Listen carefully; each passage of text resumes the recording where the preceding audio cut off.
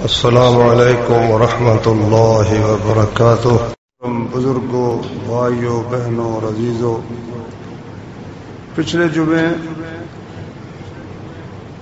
اور اس سے پچھلے جمعے عمرہ کا مفصل بیان اللہ کی توفیق سے گزر چکا ہے۔ مکہ مکرمہ میں پہنچنے کے بعد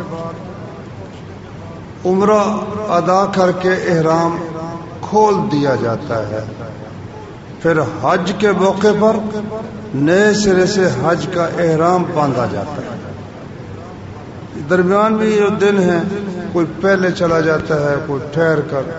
آج ذوالقعدہ کی 20 تاریخ ہے، تو دن کچھ زیادہ ہیں۔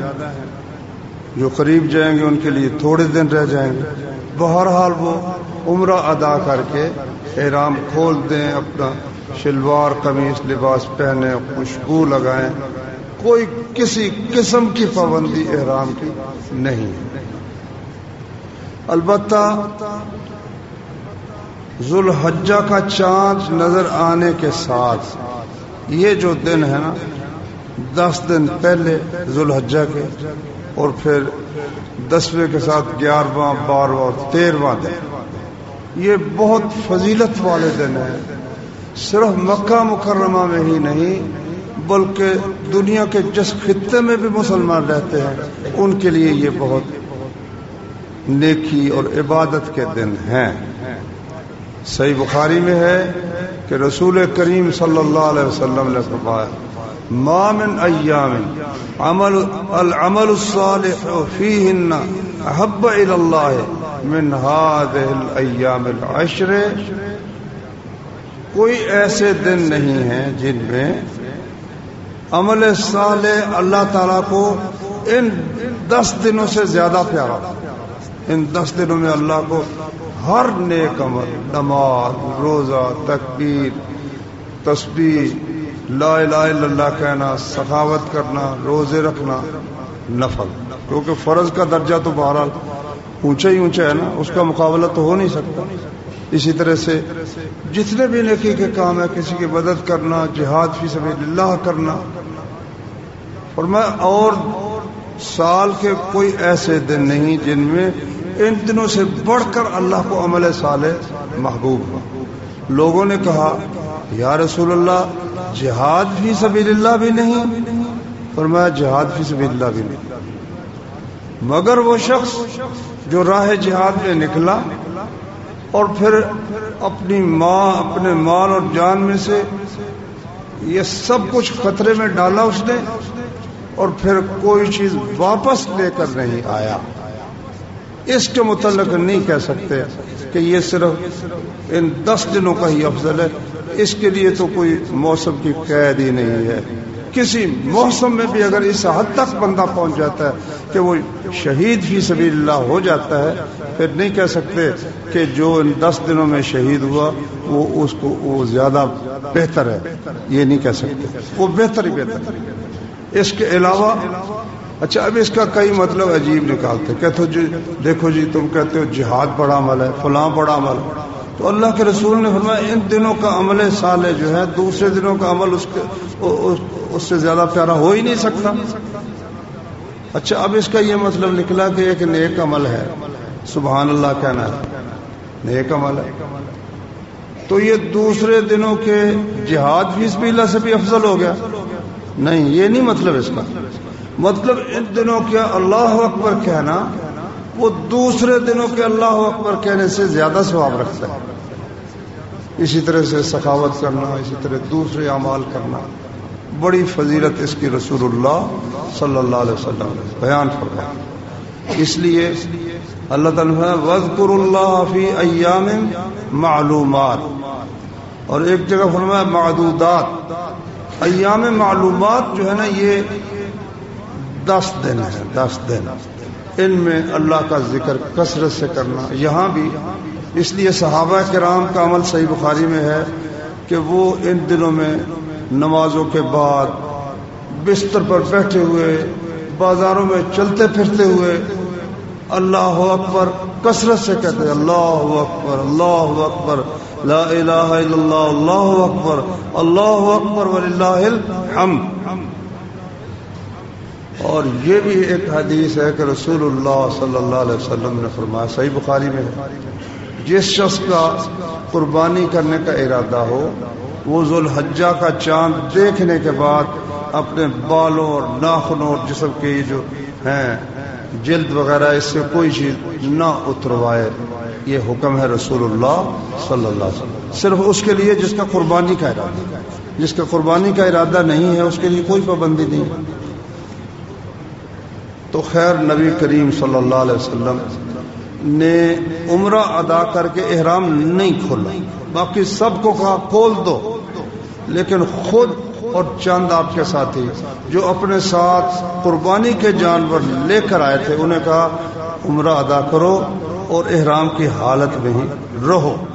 باقی سب تمام لوگ جو تھے انہوں نے اپنے لباس بدل لیے، احرام کا لباس اتار دیا اور آزاد اللہ کا ذکر کرتے.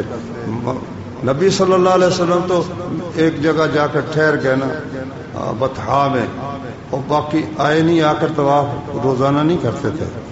امت کی سہولت کے لیے کہ وہ یہ نہ سمجھیں کہ بھئی یہ بڑا ضروری ہے، نہیں بس وہی طواف کیا، پھر اس کے بعد حج والے دن طواف کیا ہے نبی صلی اللہ علیہ وسلم. اچھا، اب حج کے لیے روانگی وہ 8 ذوالحجہ کو ہوتی ہے. 8 ذوالحجہ کو نبی صلی اللہ علیہ وسلم نے جہاں جہاں کوئی ٹھہرا ہوا تھا وہیں غسل کیا، غسل کر کے 2 چادریں پہن لی. عورتوں کا احرام اس کا ذکر پہلے نہیں ہو سکا، وہ یہی ہے کہ جو لباس انہوں نے پہنا ہوا ہے نا بس وہی ان کا احرام ہے. صرف یہ ہے کہ وہ دستانے نہیں پہن سکتی، نقاب نہیں پہن سکتی. اب اس کا اتنا غلط مطلب لوگوں نے نکالا، خصوصاً یہ حضرات جو بلاتے ہیں نا حج کے لیے کہ تمہیں تربیت دیتے ہیں، کہتے ہیں کہ یعنی احرام کی حالت میں عورت پردہ نہیں کر سکتی، کھلے منہ کے ساتھ رہے. ساری عمر ایک خاتون ماشاءاللہ اللہ نے اسے توفیق دی، غیر سے اس نے اپنا چہرہ چھپا کے رکھا، اور عین حج کے دن اور اس کے 8 تاریخ سے لے کر 13 تاریخ تک سب کے سامنے وہ بے پردہ ہے. عمرے کے احرام کے وقت بے پردہ ہے. غلط بات ہے بھائی. نقاب کا معنی یہ لکھا ہے ایک ایسا لباس ہوتا تھا جس کو عورتیں منہ پر، ناک کے اوپر اور آنکھوں کے اوپر باندھ لیتی تھی. جس طرح آج کل بھی آپ نے لڑکوں کو دیکھا ہوگا کہ وہ منہ پر نیچے بھی باندھا ہوتا، اوپر بھی انہوں نے باندھا ہوتا. یہ نقاب تھا، یعنی جس میں باندھنے کا دخل ہے لیکن اوپر سے چادر لٹکا کر پردہ کر لینا، یا کوئی جالی دار کپڑا ہے اس کو آگے سے لٹکا لینا جس میں نظر بھی آتا رہے، یہ بالکل جائز ہے. ابو داؤد شریف میں حدیث ہے حضرت عائشہ رضی اللہ عنہا کی کہ جب مرد حضرات گزرتے ہم نے احرام باندھا ہوا تھا تو ہم اپنی بڑی چادریں نیچے لٹکا لیتی تھی، پردہ کرتی تھی. اچھا، اب کچھ لوگوں نے، علماء نے بتایا ہوگا، کچھ عورتیں ایک عجیب انہوں نے حلیہ اختیار کر رکھا ہوتا ہے، ایک ہیٹ سا بنا کر نہ سر پر رکھ لیتی ہے اور اس کے اوپر سے پھر وہ پردہ نیچے لٹکاتی ہے کہ چہرے کو کپڑا نہ لگ جائے. یہ غلط بات. کپڑا چہرے کو لگ جائے کوئی حرج کی بات اس میں نہیں ہے، صرف یہ کہ اس کو منہ کے اوپر، ناک کے اوپر اور آنکھوں کے اوپر باندھنا نہیں. یہ ہے عورتوں کا احرام. باقی جو ساری شرطیں مردوں کی ہے، خوشبو نہیں لگانا، شہوانی عمل نہیں کرنا، شکار نہیں کرنا، کسی جانور کو مارنا نہیں، جسم سے کوئی بال یا ناخن اتروانا نہیں. غرض جو پابندیاں مردوں کے لیے ہیں وہ عورتوں کے لیے بھی ہیں. ذوالحجہ کی 8 تاریخ کو نبی صلی اللہ علیہ وسلم پہلے ہی احرام کی حالت میں تھے، کیونکہ آپ قربانی کا جانور لے کر آئے تھے، اس لیے باقی جو لے کر نہیں آئے تھے سبھی نہیں لگے، چند 1 2 4 ہوں گے جو لے کر آئے، باقی سب کہنے لگے جی صحابہ نے کچھ اس پہ تردد بھی کی، اور میں تمہیں حکم دیتا ہوں عمرہ ادا کر کے احرام کھول دو، پھر جو آزادی ہے تمہیں میاں بیوی کے معاملات کی بھی پوری آزادی ہے۔ اب 8 تاریخ کو نیا حج کے لیے احرام ہوگا۔ پہلے تھوڑا سا آپ نقشہ جو وہاں گئے ہیں الحمدللہ اللہ ان کا قبول کرے، بار بار جانے کی آسانیاں فرمائے۔ وہ بیت اللہ شریف سے بیت اللہ کا دروازہ ہماری طرف ہے، مشرق کی طرف، تو یہاں جہاں حج ہوتا ہے نا وہ چند مقامات ہے، یہاں سے نکلیں کعبہ شریف سے تو مشرق کی طرف چلے نا، تھوڑا سا جنوب اور مشرق اس کی طرف، تو سب سے پہلے منا آتا ہے۔ پہاڑ ہے بے حساب، کوئی حساب ہی کوئی ان پہاڑوں، ان کو منا کہتے ہیں۔ یہ حدود حرم کے اندر ہی یہ جگہ ہے، حدود حرم کے اندر ہے۔ اس سے آگے اسی سمت میں اگر 3 میل آگے چلے جائیں تو پھر مزدلفہ ہے، اسے مشعر حرام بھی کہتے ہیں۔ اس سے اگر 3 میل آگے چلے جائیں تو عرفات آ جاتا ہے۔ یہ ہیں وہ جگہ جہاں آپ نے اور ہم نے، اللہ سب کو توفیق دے، حج ادا کرنا ہے۔ 8 تاریخ کو روانگی ہے، اپنی اپنی جگہ سے، اپنے ہوٹل سے یا جہاں آپ ٹھہرے ہوئے ہیں غسل کریں، پہلا لباس اٹھا کر 2 چادریں پہن لیں، سفید پہنے تو افضل ہے، رنگ دار پہن لیں جائز ہے، کوئی پابندی نہیں ہے، صرف زعفرانی رنگ مرد نہیں پہن سکتا، باقی عورتیں بے شک پھولدار لباس پہنیں، مرد عورتوں جیسا کپڑا نہ پہنے، باقی سبز بھی پہن سکتے ہیں، نیلا بھی پہن سکتے ہیں، سفید افضل ہے، افضل۔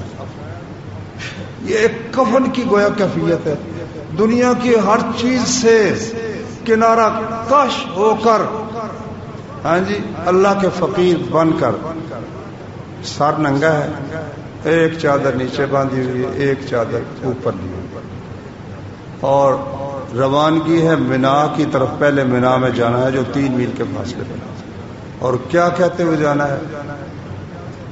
سویرے سویرے چل پڑنا ہے۔ رسول اللہ صلی اللہ علیہ وسلم چل پڑے اور آپ نے حکم دیا کہ میرے لیے خیمہ منا کے ساتھ ایک وادی ہے جسے نمرہ کہتے ہیں، نہیں یہ عرفات میں، یہ آگے آئے گی بات انشاءاللہ۔ تو منا میں جا کر نبی صلی اللہ علیہ وسلم نے ظہر کی نماز پڑھی، پھر عصر پڑھی، پھر مغرب پڑھی، پھر عشاء پڑھی، پھر فجر پڑھی، الگ الگ الگ 2 رکعتیں پڑھی۔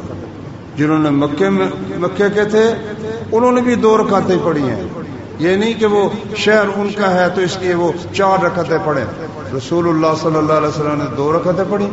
سب لوگوں نے، خواہ باہر سے آئے تھے کہیں، خواہ مکہ مکرمہ کے رہنے والے تھے، سب نے 2 رکعتیں، ظہر عصر مغرب کی 3، عشاء کی 2 اور فجر کی سنتیں بھی پڑھی اور 2 رکعتیں بھی پڑھی۔ اب آپ کے پاس یعنی 9 ذو الحجہ کا دن آ گیا۔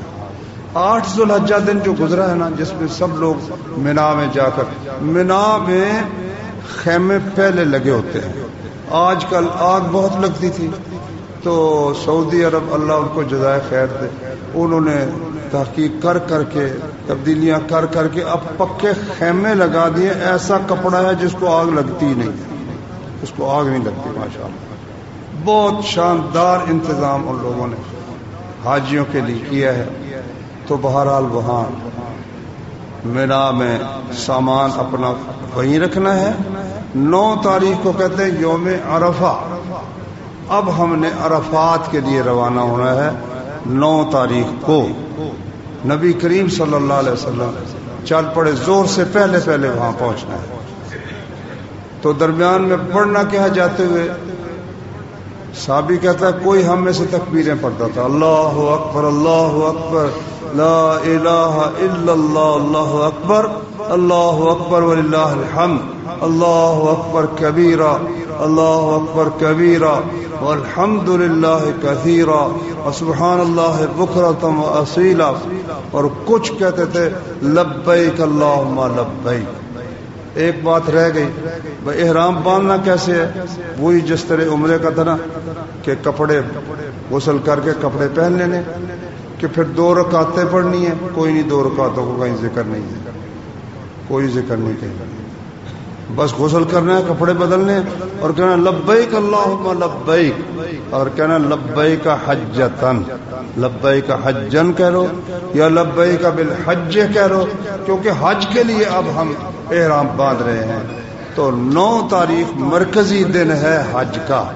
کوئی شخص اگر 8 تاریخ کو مینا نہیں جا سکا کوئی حرج نہیں, وہ 5 نمازیں وہاں نہیں پڑھ سکا کوئی حرج نہیں. لیکن چونکہ نبی کریم صلی اللہ علیہ وسلم نے یہ عمل کیا ہے, یہ سنت ہے اور اجر ہے, اور خواہ مخواہ اس کو ترک کرنا کسی صورت جائز نہیں ہے. جہاز ایک کا لیٹ ہو گیا یا بسوں سے آیا, سواری پر راستے میں پہنچے ہی وہ 9 تاریخ کو, کوئی حرج نہیں. 8 تاریخ کو نہیں جا سکا مینا میں, کوئی نہیں. 9 کو پھر وہ سیدھا عرفات پہ چلا گیا. یہ 9 میل عربوں کے جو میل تھے, یہ کتابوں میں لکھا, کلومیٹر تو مجھے اچھی طرح یاد نہیں ہے. تو بہرحال نبی کریم صلی اللہ علیہ وسلم نے حکم دیا کہ میرے لیے عرفات جو ہے نا اس کے ساتھ ایک وادی, اسے وادی نمرہ کہتے ہیں, وادی نمرہ میں میرا خیمہ لگا. نبی صلی اللہ علیہ وسلم زور سے پہلے پہنچ گئے, اس خیمے میں آرام کیا. اس سے یہ معلوم ہے کہ یہ جو جاہل لوگ ہیں نا کئی, انہوں نے بسیں ایسی بنائی ہے کہ بس کی چھت نہیں ہوتی, کہ جی سر کے اوپر جب کپڑا لینا جائز نہیں تو یہ چھت بھی ٹھیک نہیں, وہ کہتے چھتری بھی نہیں لے سکتے. نبی کریم صلی اللہ علیہ وسلم جب خیمے میں رہے تو کیوں چھتری نہیں لے سکتے؟ خیمے کا کپڑا اوپر آ سکتا ہے تو چھتری کا کیوں نہیں آ سکتا؟ اس لیے چھتری بھی لے سکتے ہیں, چھت کے نیچے بھی آپ جا سکتے, کوئی ایسی پابندی نہیں. سر پر کپڑا نہیں لینا, باقی سب کچھ جائز. بلکہ ایک قوم تو پوری قوم ان کی بسیں ہی الگ ہیں, وہ اوپر اس کے چھت ہوتی نہیں, پتہ چل جاتا ہے یہ کون لوگ. ظہر کے وقت نبی صلی اللہ علیہ وسلم پھر نکلے اپنے اس خیمے سے, اونٹی پر سوار ہوئے اور وادی نمرہ میں ہی, جہاں اب مسجد نمرہ بنی ہوئی ہے نا, بہت بڑی مسجد ہے ماشاءاللہ, 5-6 لاکھ کے کتنے آدمی اس میں نماز پڑھ سکتے ہیں. اس کا اکثر حصہ عرفات سے باہر ہے, جہاں نبی صلی اللہ علیہ وسلم نے خطبہ دیا تھا نا وادی نمرہ میں, اکثر حصہ باہر ہے, باقی پھر آگے عرفات ہے. اس لیے وہاں لائن لگی ہوئی ہے اور کہا گیا ہے کہ بھئی جو یہاں عرفات پہ نہیں نہ آئے گا اس حصے میں, اس کا حج کوئی نہیں ہوگا. لیکن نبی صلی اللہ علیہ وسلم نے وہاں آ کر پھر خطبہ دیا نبی کریم صلی اللہ علیہ وسلم نے. فرمایا کہ لوگوں سن لو, تمہارے خون, تمہارے مال, تمہاری عزتیں, آبروئیں سب حرام ہیں جس طرح یہ حرمت والا دن حرام ہے. فرمایا جاہلیت کے تمام کام اس وقت میرے قدموں کے نیچے ہیں. جاہلیت میں جتنے قتل ہوئے ہیں میں سب کو ختم کرتا ہوں, کوئی کسی کا قصاص, کوئی دیت جاہلیت کی اب نہیں ہے. سب سے پہلے جس قتل کا سلسلہ میں ختم کرتا ہوں وہ ہمارے خاندان بنو ہاشم کا ربیہ بن حارث کا بیٹا تھا, وہ بنو ربیہ میں رہتا تھا, تو بنو حذیل نے اس بچے کو قتل کر دیا. اب تک ہم وہ طلب کرتے آئے ہیں, میں اسے ختم کرتا ہوں. اور میں سود کو بھی ختم کرتا ہوں. سب سے پہلا سود جس کو جاہلیت کا سود اس زمانے کا جسے میں ختم کرتا ہوں وہ ہمارا سود ہے, میرے چچا عباس کا سود ہے. جس سے لینا تھا سب ختم ہے, کسی کا کوئی سود وصول نہیں کر سکتا. اسی طرح اور بھی عورتوں کے متعلق خاص نصیحت فرمائی, ان کا خیال رکھو کیونکہ اللہ کے نام کے ساتھ تم نے انہیں حاصل کیا ہے, نکاح ہوا ہے تو اللہ کے نام پر نکاح ہوا ہے. ان پر لازم ہے کہ تمہارے بستر پر, تمہارے گھر میں ایسے کسی شخص کو نہ آنے دیں جسے تم پسند نہیں کرتے, بالکل اس کو گھر میں نہ آنے دیں جسے تم پسند نہیں کرتے. ان کا کھانا, ان کا لباس معروف طریقے کے مطابق جو جانی پہچانی بات ہے. ایک آدمی درمیانے درجے کا, بیوی کہتی مجھے تو جناب ہوٹل سے لا کر دو, وہ بیچارے کی تنخواہ اتنی ہے, ہوٹل سے لائے گا 4 دنوں میں تنخواہ ختم ہو جائے گی. یہ معروف نہیں ہے. یعنی جانا پہچانا, جس طبقے کے جو لوگ ہیں اس کے مطابق جو کھاتا ہے اس کو کھلائے, جو پہنتا ہے اس کو پہنائے. اگر وہ نافرمانی کرے تو انہیں سٹے لگاؤ, مارو, لیکن ایسا مارو جسے زخمی نہ ہو. یہ حکم دیا رسول اللہ صلی اللہ علیہ وسلم, زخمی نہ ہو. اور بھی کئی باتیں کی. آخر میں فرمایا ہاں میں تم میں ایک چیز چھوڑ کر جا رہا ہوں, اگر اسے مضبوطی سے قائم رکھو گے کبھی گمراہ نہیں ہوگی, وہ ہے اللہ کی کتاب. جب تک مضبوطی سے قائم رکھو گے کبھی گمراہ نہیں ہوگی. اچھا پھر آخر میں فرمایا کہ اللہ تعالیٰ نے تم سے میرے متعلق پوچھنا ہے کہ بتاؤ میں نے اللہ کا پیغام تم لوگوں تک پہنچا دیا یا نہیں پہنچایا. انہوں نے کہا بلغت وادیت ونصحت. فرمایا تم کیا کہو گے؟ کہنے لگے ہم کہیں گے یا اللہ تیرے اس پیغمبر نے تیرا پیغام پہنچا دیا, حق ادا کر دیا تھا. ونصحت, اور آپ نے پوری خیرخواہی کی تھی. نبی صلی اللہ علیہ وسلم نے آسمان کی طرف انگلی اٹھائی, پھر لوگوں کی طرف انگلی اٹھا کر کہا یا اللہ گواہ ہو جا تیرے بندے میرے متعلق کیا شہادت دے رہے ہیں. پھر آپ نے حکم دیا کہ بھائی اذان کرو. بلال رضی اللہ عنہ نے اذان کہی. پھر آپ نے ظہر کی 2 رکعتیں پڑھائیں, پھر عصر کی 2 رکعتیں پڑھائیں. حالانکہ جمعہ کا دن تھا, اونچی جہر کے ساتھ 2 رکعتیں نہیں پڑھائیں اونچی آواز سے. جمعہ نہیں پڑھا, یہ نہ کوئی سمجھے کہ یہ جمعے کا خطبہ تھا. اس دن جمعہ بھی ہو تو جمعہ نہیں پڑھا رسول اللہ صلی اللہ علیہ وسلم نے. ہاں خطبہ دیا ہے, وہ حج کا خطبہ ہے.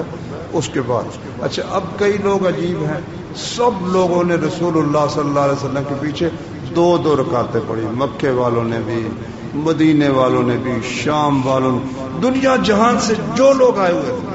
مگر پاکستان سے کئی ایسے بد نصیب ہیں وہ کہتے ہیں اپنے جانے والوں کو, اور کتابوں میں لکھ دیا انہوں نے کہ وہ مسجد میں نہ جانا, مسجد میں بڑا رش ہوتا ہے, اس لیے اپنے خیموں میں نماز پڑھو.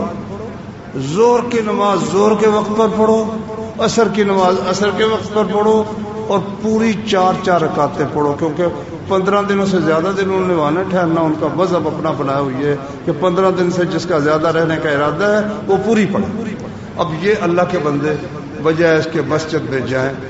مسجد میں جانے کی تو بات ہی کیا, کوئی جا سکتا ہے نا. وہاں کے طالب علموں نے ہمیں بتایا تھا کہ آپ کو نقطے کی بات بتاتے ہیں. آپ اگر حج کرنا چاہتے ہیں نا اے سی کے اندر بہت شاندار, تو آپ وہاں مسجد میں چلیں. تو مسجد کے دروازوں پر اتنے لوگ ہوتے ہیں, معلوم ہوتا ہے ساری مسجد ہی بھر گئی, جگہ ہے ہی کوئی نہیں, لیکن وہ سارے نا دروازوں کے پاس ہوتے ہیں. اگر آپ تھوڑی سی ہمت کر کے ذرا آگے چلے جائیں نا, ساری مسجد ایئر کنڈیشنڈ ہے, خالی پڑی ہوتی ہے. شام تک آپ نے یہاں ٹھہرنا, اللہ کی بندگی کرنی ہے. بے شک بیٹھ کے کریں, کھڑے ہو کے کریں, لیٹ کے کریں, اس کو وقوف کہتے ہیں, ٹھہرنا. یہ ہے اصل حج. تو نبی صلی اللہ علیہ وسلم نے نماز پڑھنے کے بعد وہ نمرہ سے نکل کر عرفات میں آپ تشریف لے. آپ نے اپنی اونٹنی کو بٹھا دیا اور حبل البشاد کی طرف منہ کر کے اور قبلے کی طرف منہ کر کے دعا کرنی شروع کر دی. وہاں آپ ٹھہرے مغرب تک, زور اثر کٹھی ہو گئی نا. اب شام تک نماز کی پرواہ نہیں ہے, فکر نہیں ہے. تو جتنی بھی دعا ہو سکے, جتنی بھی دعا ہو سکے. یہ ہے اصل حج کا دن, یوم عرفہ. فرمایا الحج عرفہ, تو حج در حقیقت عرفے کا ہی نام ہے.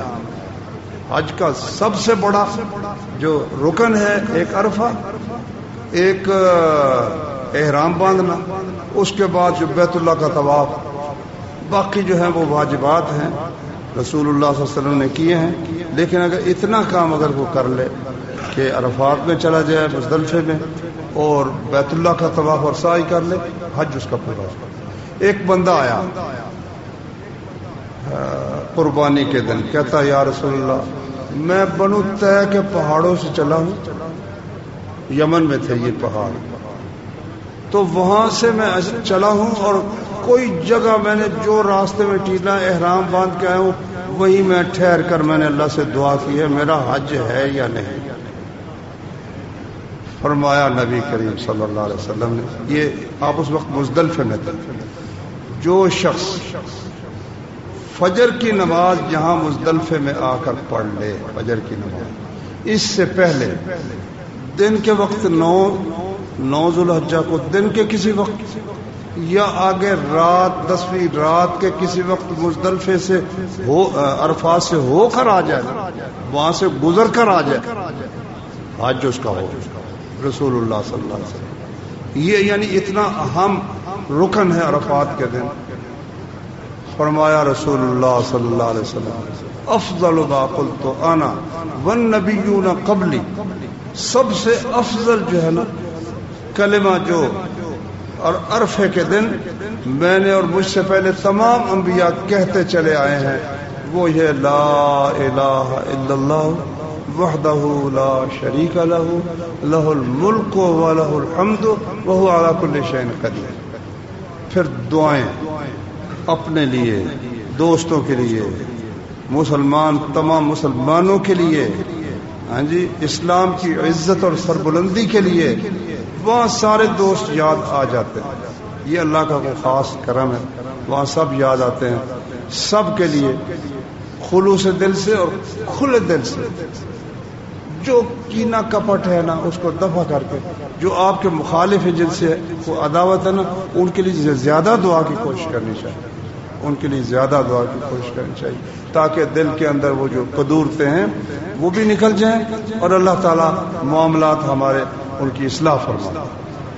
مغرب تک بس یہی کام ہے. میں وقوف کا مطلب سمجھتا تھا کہ وہاں کھڑے ہو کر دعا کرنی ہے، تو اتنا لمبا تو کھڑا ہونا مشکل ہے نا. وقوف کا معنی ہے ٹھہرنا.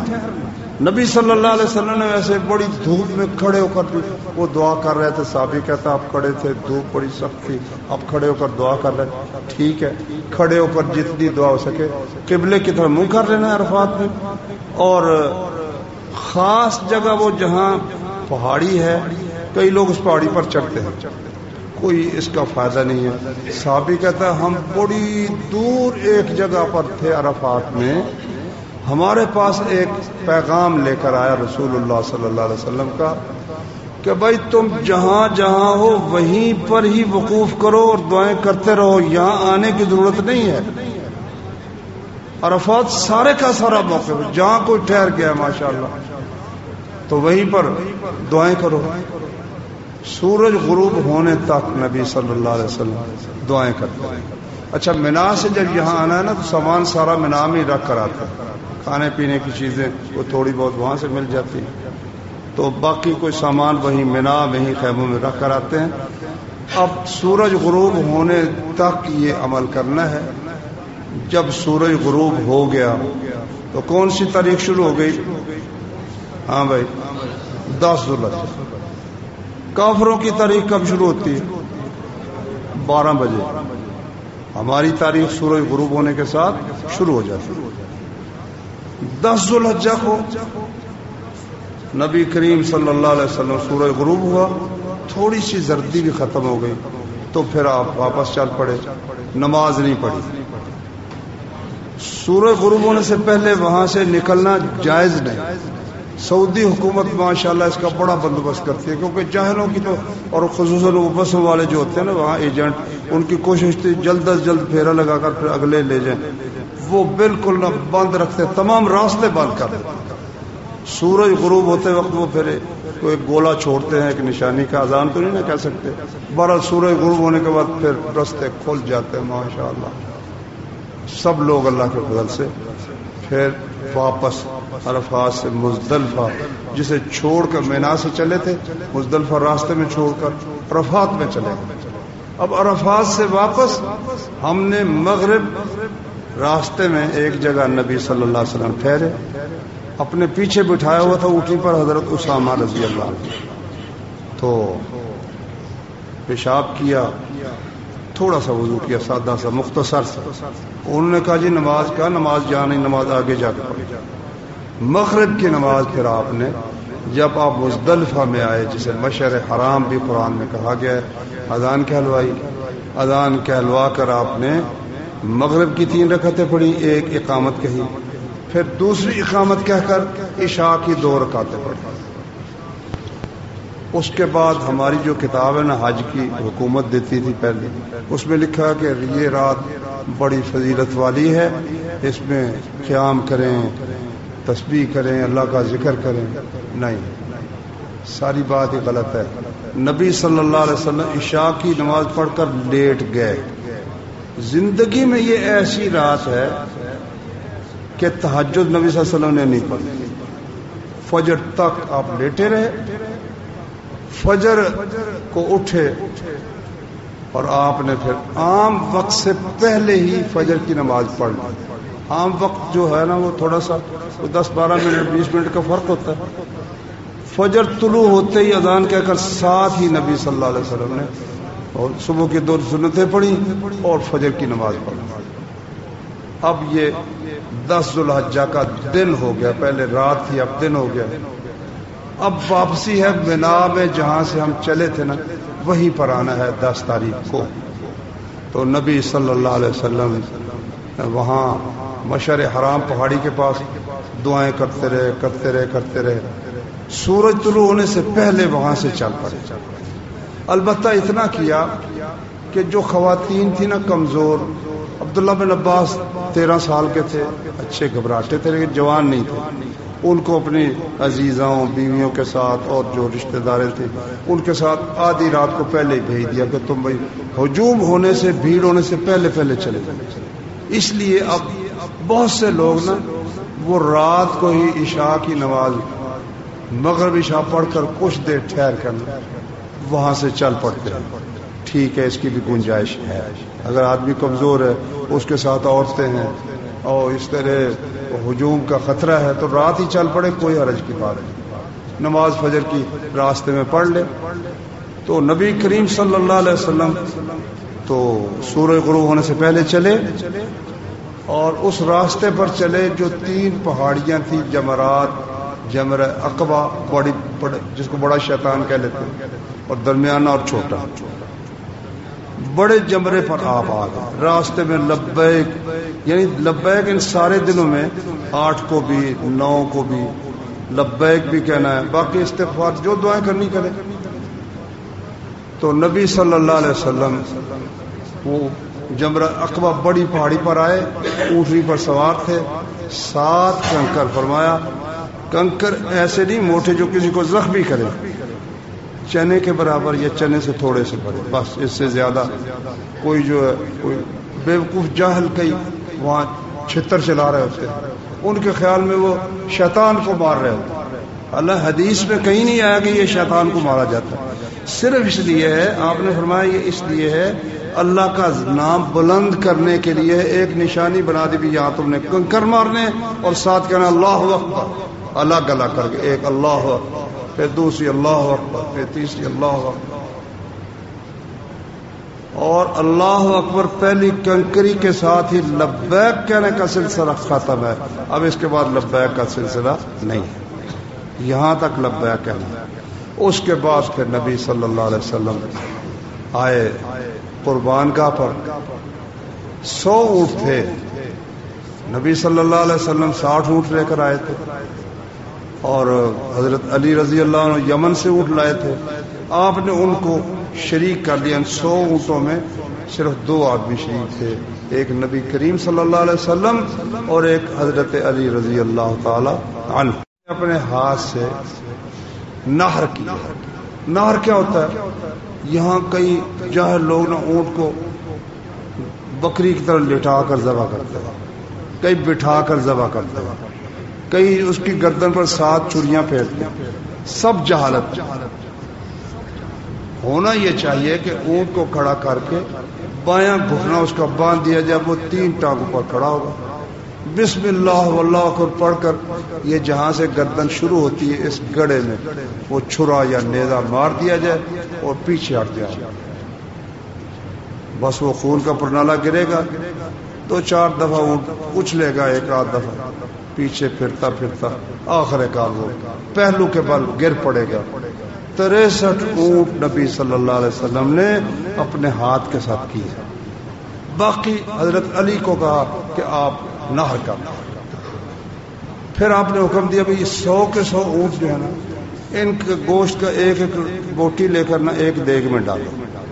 دیگ پکا کر آپ نے تھوڑا سا اس میں شوربہ پیا, شاید گوشت بھی کچھ کھایا, یعنی سب میں سے کھایا. 100 کے 100 اونٹ میں سے نبی صلی اللہ علیہ وسلم نے کھایا ہے، معلوم اپنی قربانی میں سے کھانا بھی چاہیے. چنانچہ اللہ نے فرمایا فَكُلُوا مِنْهَا وَأَطْعِمُوا الْقَانِعَ وَالْمُعْتَرَّ، خود بھی کھاؤ اور جو مانگتے ہیں ان کو بھی دو، جو نہیں مانگتے دوست ہے خیش و قارب ہے ان کو بھی دو.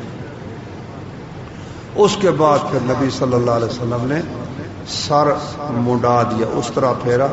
ابو طلحہ رضی اللہ تعالی عنہ دائیں طرف پہلے بال اتارے اور وہ ابو طلحہ کو عطا کر دے کہ یہ تم اپنے پاس رکھو. بائیں طرف کے اتار کر ان کو دے کر کہا یہ ایک ایک دو دو بال لوگوں میں تقسیم کر دو. لوگوں کی خواہش تھی کہ نبی کریم صلی اللہ علیہ وسلم کا تبرک یہ صرف نبی کا تبرک ہے، باقی ابو بکر کا تقرب جو ہے نا ان کا یعنی کیا لفظ ہے تبرک، کسی کا تبرک نہیں. یہ اب فضول سے لوگ ان کا تبرک اٹھائے پھرتے لوگ، یہ جی ان کا قبا ہے، یہ ان کی پگڑی ہے، یہ فلاں ہے، یہ فلاں. صرف نبی صلی اللہ علیہ وسلم امت مسلمہ نے ابو بکر جیسے شخص کی جو آدم علیہ السلام سے لے کر رسول اللہ صلی اللہ علیہ وسلم کی امت تک کسی امت میں اتنی فضیلت والا شخص نہیں گزرا جتنی فضیلت والے ابو بکر تھے، پھر عمر تھے، پھر عثمان تھے، پھر علی تھے. کسی نے ان کا کوئی تبرک، کسی کے ان کے بال حاصل کیے ہوں یا ان کی جو امامہ مبارک حاصل کیا ہو یا ان کی قمیص حاصل کی، کوئی مثال نہیں ملتی. ہاں رسول اللہ کو اللہ نے یہ خصوصیت عطا کی تھی. ان کے بال تھے حضرت ام سلمہ کے پاس، ایک بڑی خوبصورت سی چاندی کے ایک کٹوری میں انہوں نے رکھے ہوئے تھے. لوگ آتے اس میں پانی ڈال کر ان کو دے دیتی، اللہ تعالیٰ شفا دے دیتے. تو اس میں اللہ نے برکت رکھی. اب نبی صلی اللہ علیہ وسلم کی ایک خاص حیثیت ہے، ہر ایک کی یہ حیثیت نہیں ہے. تو اب تو منہ مبارک جو ہے لوگوں نے گڑ گڑ کر بڑے ہی بنائے ہوئے. خیر وقت لمبا ہو رہا ہے، میں مختصر کرتا ہوں. اب آپ کے نا جب آپ نے کنکر مار لیے آپ اس وقت بھی اپنا لباس بدل سکتے ہیں سر منڈا کر.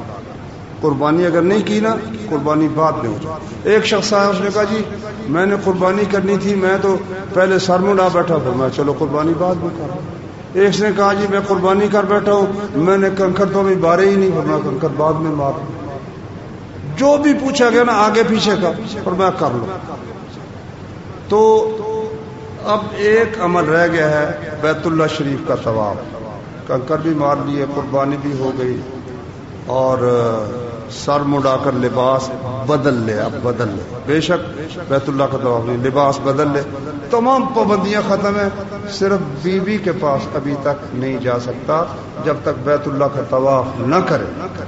بیت اللہ کے طواف کے بعد پھر پوری طرح سے ہر پابندی ختم ہے.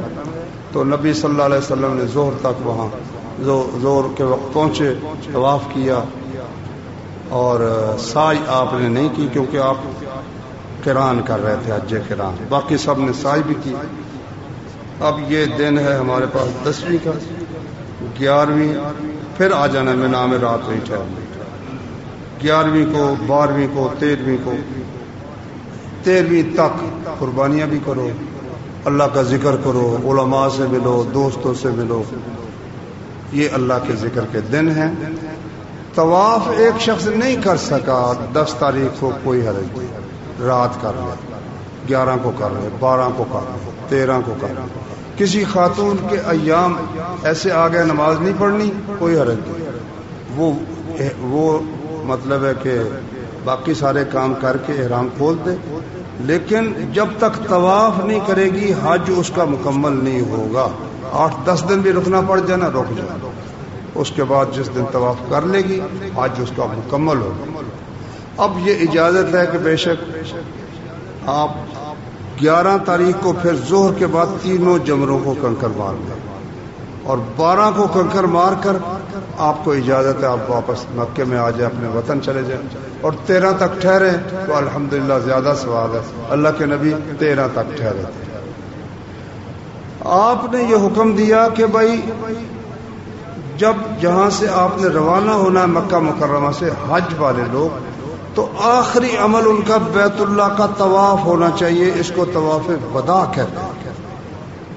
یہ واجب ہے، حکم ہے نبی صلی اللہ علیہ وسلم. لیکن عورتیں ہیں، اب اگر انہوں نے وہ حج والا طواف کر لیا ہے نا 10 تاریخ والا 11 12 یا جس دن بھی کر لیا، اب اگر ان کی نماز چھوٹ گئی ہے ان پر کوئی ضروری نہیں، وہ بے شک اپنے گھر کو چلیں. تو نبی صلی اللہ علیہ وسلم نے فرمایا کہ حج پچھلے سارے گناہ صاف کر دیتا ہے، سارے گناہ معاف ہو. مگر بندہ بھی چھوڑے تو صحیح نا، تو تب معاف ہو گئے. ایک بندہ چھوڑتا ہی نہیں، حرام کام کرتا تھا، وہ حرام کمائی کرتا ہی چلا جاتا، داڑھی مڑاتا ہی چلا جاتا ہے، شراب پیتا ہی چلا جاتا ہے، کہتا ہے پچھلے گناہ صاف ہو گئے. نہیں، پچھلے گناہ صاف ہوں گے. آئندہ کے لیے اگر اللہ سے بات کرے، پروردگارا مجھ سے ہوئی نادانی غلطی، لبیک میں ہو گیا حاضر، تو اپنے فضل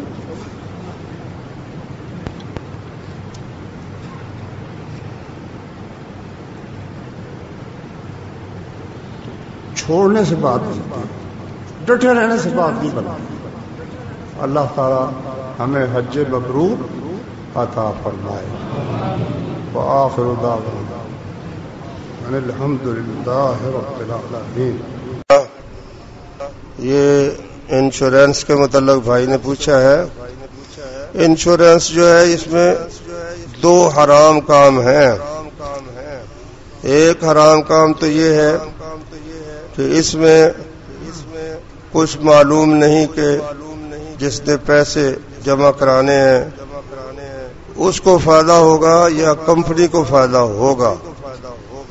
یہ بھی ممکن ہے کہ کمپنی کو وہ جمع کراتا رہے 10 سال 20 سال کے لیے، کوئی نقصان نہ ہو، اور کمپنی اس کو سود پر دے کر آگے اس پر زیادہ سود لے کر اس میں کچھ حصہ اس کو بھی دے دے، کیونکہ وہ جتنے پیسے جمع ہوتے ہیں اس پر سود بھی دیتے ہیں. اور یہ بھی ہو سکتا ہے کہ 1-2 سالوں کے بعد کسی ایکسیڈنٹ کی وجہ سے وہ چیز اس کا نقصان ہو جائے اور جتنے کا بیمہ ہے وہ سارے پیسے کمپنی کو دینے پڑے. تو چونکہ اس کا پتہ ہی نہیں ہے، قسمت نصیب پر اس کی بنیاد ہے، تو یہ جوا بھی ہے اور حرام ہے. اور اس میں جب وہ پیسے سارے اگر جمع ہوں تو اس میں سود بھی شامل ہوتا ہے. اس لیے یہ 2 وجہ سے حرام ہے.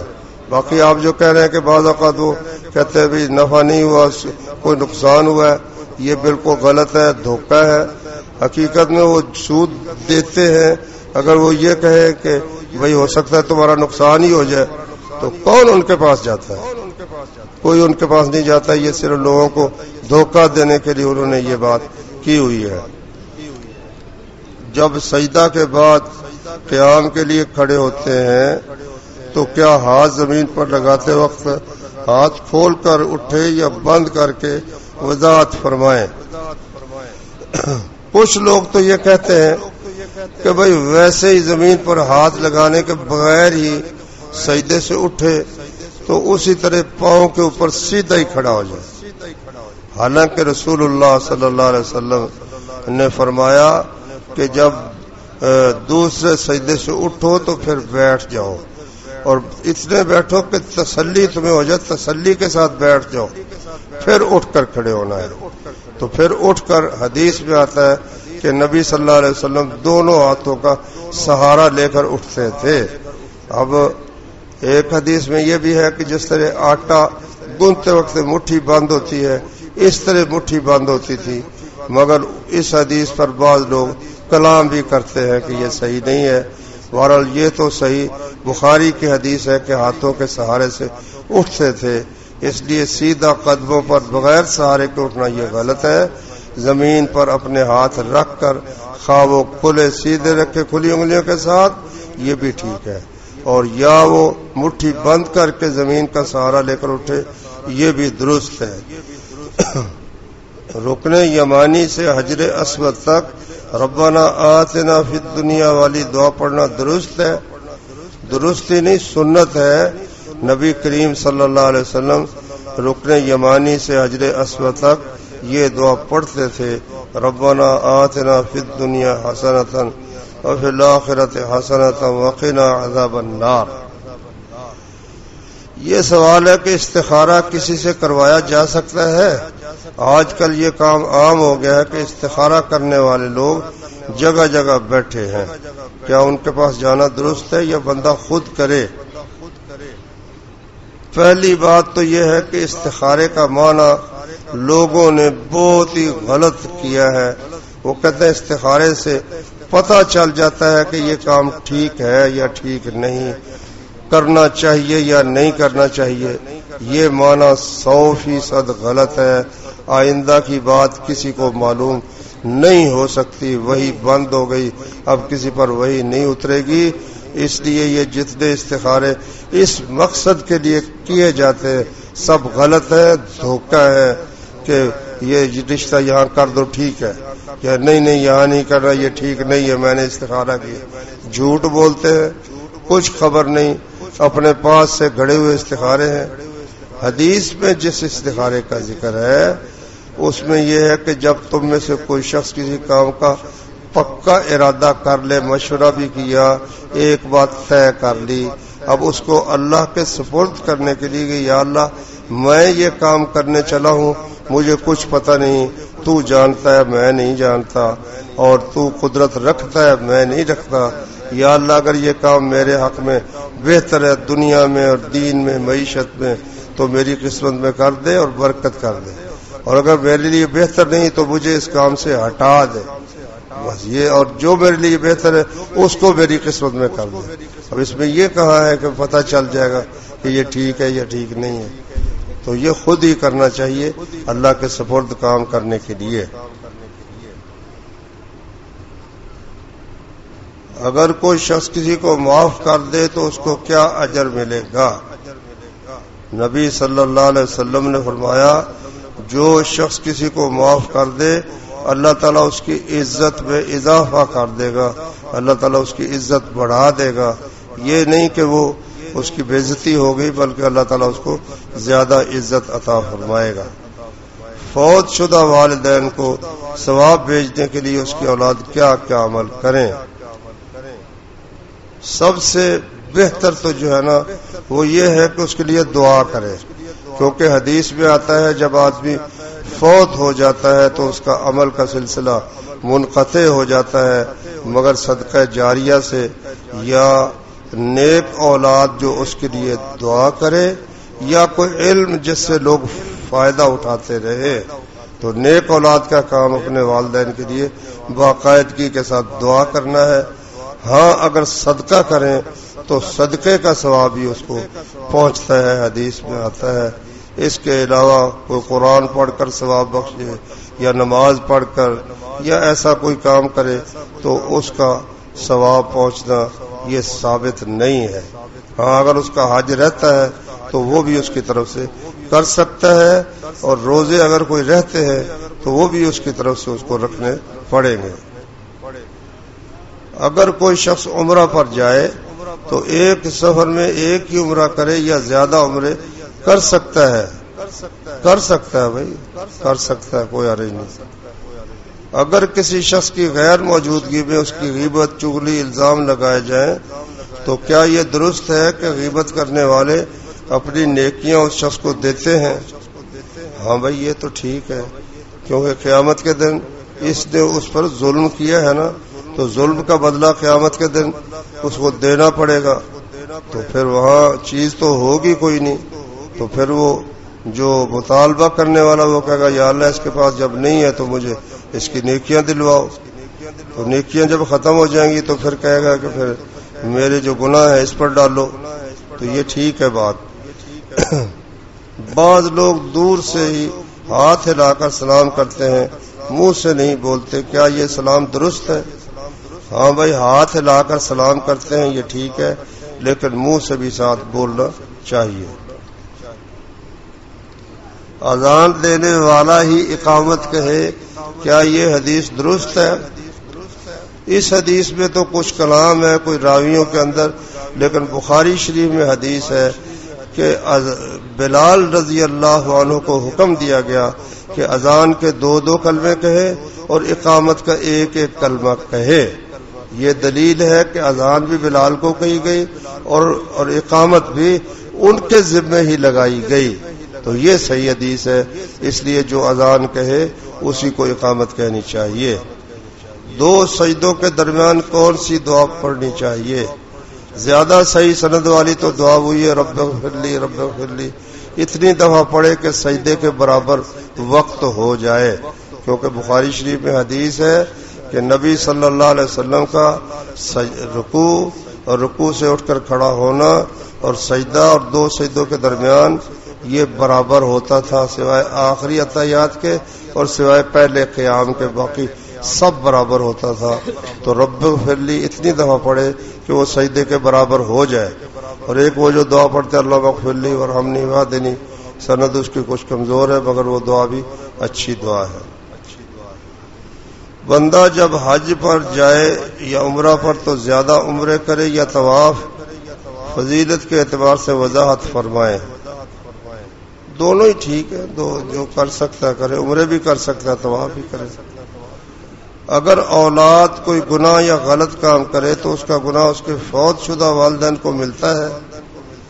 اگر انہوں نے سکھایا ہے اس کو نہیں روکا تو پھر تو وہ بھی مجرم ہوں گے، اور اگر انہوں نے اس کو وہ روکتے رہے پھر وہ انشاءاللہ مجرم نہیں ہوگے۔ اگر بندے کو اپنے برے کاموں پر افسوس ہے تو اگر اس نے توبہ کرنی ہے تو اس کا صحیح طریقہ کیا ہے؟ صحیح طریقہ یہ ہے کہ پچھلے گناہوں پر افسوس کرے، آئندہ کے لیے پکا ارادہ کرے، اللہ سے عہد کرے اور اللہ تعالیٰ سے معافی مانگے، اور اگر بندوں کا کوئی حق ہے تو وہ ان کو دے۔ اور اس کے ساتھ احادیث سے اور قرآن سے یہ بات معلوم ہوتی ہے کہ اپنے جو اس کے غلط دوست ہیں جن کی وجہ سے وہ غلط کام کرتا رہا ہے ان کو چھوڑے اور اچھے دوستوں کی مجلس اختیار کرے، اور اگر جہاں رہتا ہے وہ لوگ ہی اچھے نہیں ہیں تو اس جگہ کو چھوڑ کر اچھے لوگوں کی بستی میں چلا جائے تاکہ اس کی زندگی میں صحیح انقلاب پیدا ہو جائے۔ یتیم بچوں کے ساتھ اچھے سلوک یا برے سلوک کے بارے میں کیا حکم ہے؟ نبی صلی اللہ علیہ وسلم نے فرمایا کہ میں اور جو یتیم کی کفالت کرتا ہے اچھے طریقے سے، جس طرح یہ دو انگلیاں کٹھی ہیں اس طرح جنت میں وہ اور میں کٹھے ہوں گے۔ اور جو برا سلوک کرے، قرآن مجید میں فرمایا کہ وہ لوگ جو یتیموں کا مال کھاتے ہیں ظلم کے ساتھ، یہ اپنے پیٹ میں آگ بھر رہے ہیں اور جہنم میں جائیں گے۔ اگر کوئی شخص اپنے رشتہ داروں سے ناراض ہے یا وہ اس سے ناراض ہے تو کیا ایسی حالت میں حج یا عمرہ پر جانا درست ہے؟ درست نہیں، فرض ہے۔ اب وہ ناراضگی نہیں چھوڑتا تو کیا کرے؟ حج تو بنیادی 5 ارکان میں شامل ہے، تو جب نماز پڑھتا ہے تو نماز بھی تو پھر چاہیے نا اس کی ناراضگی دور کر کے پڑھے۔ تو حج کے لیے خاص کرنا یہ ٹھیک نہیں۔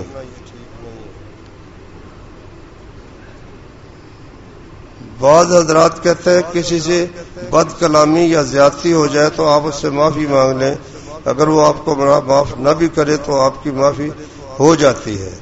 کہتے ہیں حدیث ہے کہ آپ کی معافی ہو جاتی ہے۔ بھائی مجھے تو اس وقت ایسی کوئی حدیث یاد نہیں ہے، اس لیے کوشش کرتے رہنا چاہیے کہ اس کو آدمی راضی کرے۔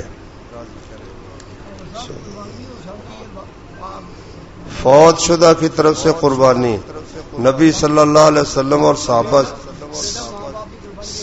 ثابت کوئی نہیں اللہ کے نبی سے، لیکن بعض علماء نے فرمایا ہے کہ صدقہ کر سکتا ہے نا فوت شدہ کی طرف سے، تو قربانی وہ کرے فوت شدہ کی طرف سے، پھر وہ گوشت سارا تقسیم کر دے، خود نہ رکھے، پھر ٹھیک ہے۔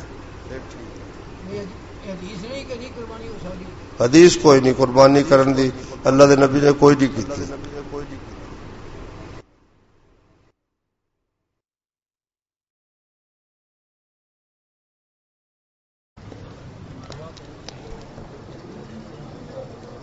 سبحانك اللهم وبحمدك أشهد أن لا إله إلا أنت أستغفرك وأتوب إليك۔